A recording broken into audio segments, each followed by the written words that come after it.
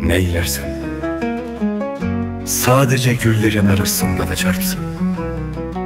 Aydan gayrı söz yazılmasa da yüzüme, hüzün düşer her yana.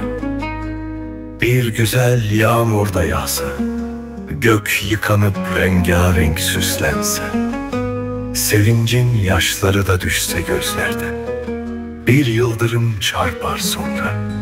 Neylersen sadece güllerin arasında da çarpsan, aydan gayrı söz yazılmasa da yüzüne, hüzün düşer her yana. Bir güzel yağmur da yağsa, gök yıkanıp rengarenk süslense, sevincin yaşları da düşse gözlerden, bir yıldırım çarpar sonra. İlkbaharların katarlarında düşmüştüm yola, mevsim bahar çölde yıldızlara dönmüşüm. Dönmüşüm sarhoşluğunda gün meltemin, düşmüştüm ardına renk renk çiçeklerin, kelebeklerin. Meğerse düşmüşüm, düşmüşüm. Meyveleri kalmadı ağaçların, sararmış yapraklar yeşili, kırmızıya çürüdü. Donmuş bir gecenin sessizliğindeyim, bembeyaz bir örtüde her yanım, üşüyorum ellerimde.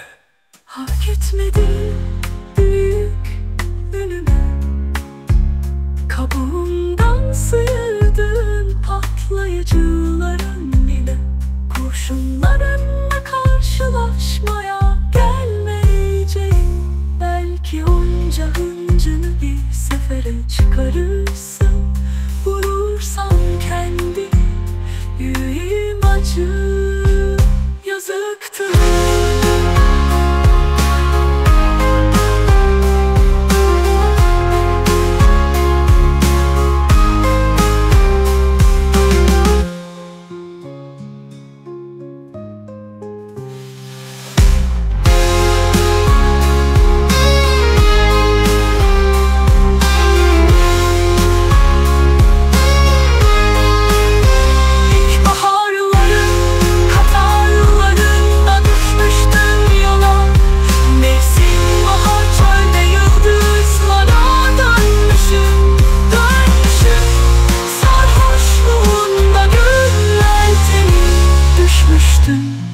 Ardına renk renk çiçeklerin, kelebeklerin.